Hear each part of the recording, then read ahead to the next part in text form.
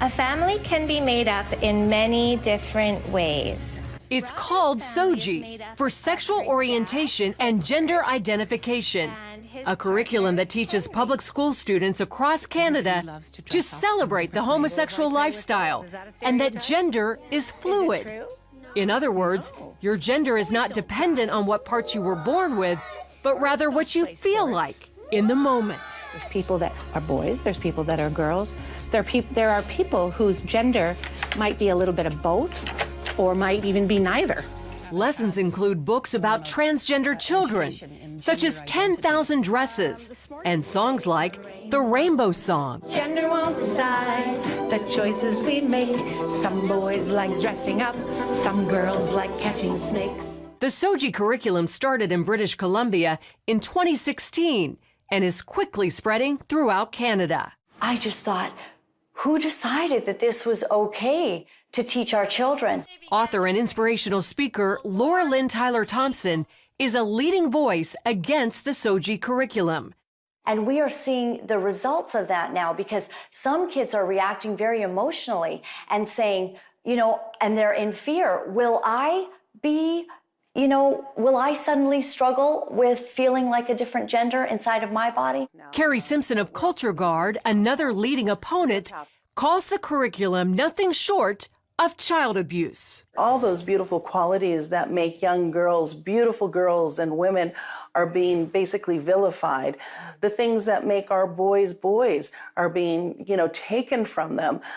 So things of equating young men to being strong protectors is something that's now evil. But Morgan Auger, a transsexual and supporter, claims it's about acceptance, not indoctrination. The idea is to teach kids that there are gay kids and there are trans kids and there are trans parents and gay parents in our society, and everybody's wanted and desired. After all, that's what our Human Rights Code says, and it's the role of schools to teach the following of our laws, right?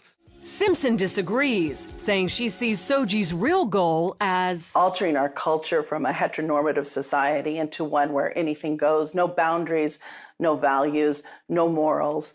It's a hedonistic cult, basically, what they're implying. Another blaring example, drag queen story time. It's happening in Canada and America, where some public schools and libraries invite drag queens, some dressed like horned demons, to read to young children. And it's a social deconstructionist agenda.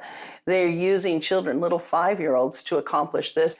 And parents are waking up and saying no. When asked about parents' rights, Auger says, well, actually, in Canada, parents' rights are limited and children's rights are put ahead. So the child has the right to be protected from the parents when the parents behave badly. Canada is known as one of the most gay-friendly countries in the world, with many of their largest cities featuring their own gay villages, like here in Vancouver, which has literally rolled out the Rainbow Road. Most gays, like village resident Dave Davy DiCarlo, support SOGI and limiting parental rights.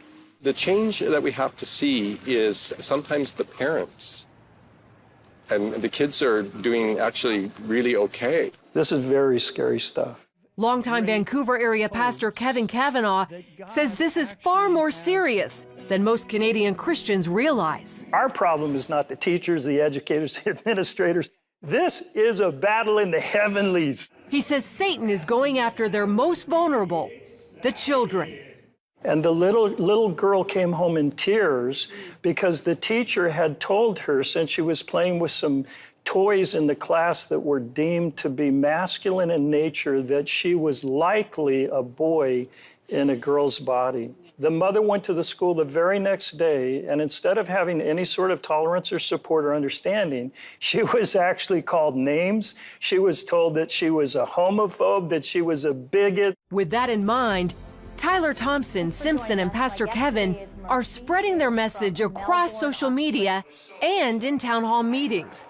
The pro-gay backlash has been fierce. And the hatred and the anger and the bullying that came against us, even though we said, we love you, we don't take from you the opportunity and the freedom to live as you choose. We love you, but we do not agree with you. Pastor Kevin believes Canadian Christians are in a 2 Chronicles 20 moment. The word was this battle is not yours, Jehoshaphat. This battle is the Lord's. And the church is beginning to prepare for what it takes to fight for our kids. The battle between an aggressive homosexual agenda and the faith community here in Canada is far from over.